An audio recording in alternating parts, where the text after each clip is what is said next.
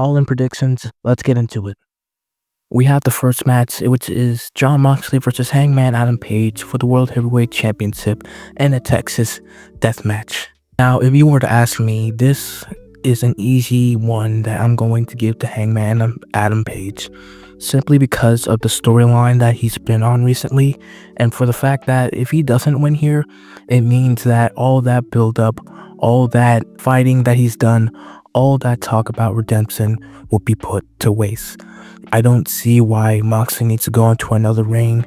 I know we're waiting for Darby, but let's just be honest, we're getting tired of waiting, and we just need to see something new here. I'm praying. I hope you're praying too, because we need something other than the Death Riders on our screen. Next up, we have Timeless Story Storm versus Mercedes Moné for the AEW Women's World Championship.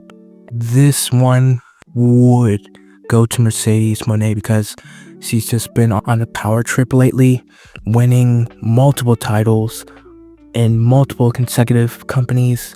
And as much as I do love Timeless Toni Storm, I think that she tiny slip bit have it against Mercedes when it comes to character, but I think it's just set in stone for Mercedes to win the belt at some point, and I think it's gonna be on that day. And next we have Kazuchika Okada, the Continental Champion and International Champion Kenny Omega for the Unification Championship match. And I think I see Kazuchika winning it because honestly, Kota Ibushi showing up just at the time of the Unification Championship match is going to take place kind of seems a little fishy to me, and I think this may be something Kota is going to be jealous about Kenny about him having this instead of being in New Japan. And I think Kota Ibushi is going to turn on Kenny and giving the belt to Kazuchika Okada, making Kota Ibushi turn heel. Next up, we have the Hurt Syndicate versus Jet Speed versus the Patriarchy for the AEW Tag Team Championships. And I think this is going to go to Jet and Speed because Kevin Knight and Mike Bailey, because I think I love the Hurt Syndicate. Their reign is just too dominant, and I think seeing the triple threat odds, I think this is pretty much a way for them to not have the tag team champions or lose it without getting pinned, so it won't hurt their momentum. And I think it would just be an all-in-all fun time with some Speedball and Kevin Knight, because it's just fun seeing them be in the ring and seeing them do all of their moves, just to be honest with you. And next up, we have Adam Cole versus Kyle Fletcher for a TNT Championship.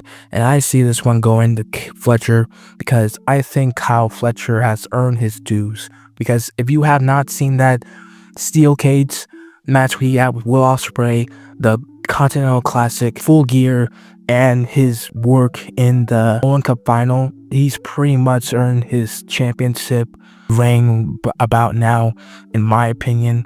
Adam Cole, I think he still is going to have that aura with him no matter where he does.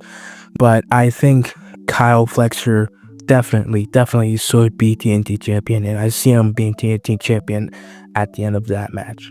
Next up, we have Swerve Strickland versus Will Ospreay versus the Young Bucks for the EVP titles on the line. And if Will Ospreay and Swerve lose, they can't challenge for the AEW Championship for a year.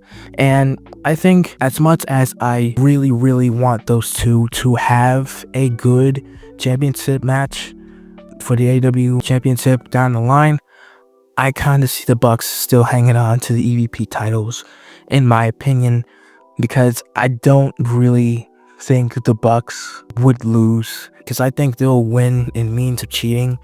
I mean, I could think of like several feuds Will and Swerve could get into without having the AEW Championship at their grasp, because let's just be honest, they would be serving the AEW Championship, not the other way around when they hold the belt. But it's just me. Next up, we have the men's gauntlet. I can't really say who's in the match because I don't know. MJF and Mark Briscoe starting off. I want to say Mark Briscoe has earned his dues too, because he has done great work in Owen Cup and the Continental Classic, or the last one. He honestly he's up there too for someone I want to see as AEW World Champion. And he's put on solid matches for quite literally a while now. So I think he earned his dues. MJF, that he doesn't need that championship title match, because truth be told, he's doing great with or without the world championship. Eventually, I would like him to see him get another championship reign again, but that didn't be at this point. I do see Mark Briscoe hopefully having a good chance in the gauntlet. Next up, we have the women's gauntlet, the final match I'm covering, and it's going to be Chris Statlander and Haley Bale starting off the match for the women's world championship, which I will say this: if Chris Statlander wins and Mercedes wins the world championship, bet I am going to be watching Chris Statlander and Mercedes 3-man. I cannot tell you how good both those two work in the ring together. Their matches they had for the TBS championship, do yourself a favor and go watch those two matches, because I am so hyped if that would be the result. But all in all, I kind of want Chris Statlander to win, just because of that being a potential match that will happen. But I guess we're just gonna have to wait until that day eventually arrives, aren't we? But until then, check out my videos. STARZ Unite.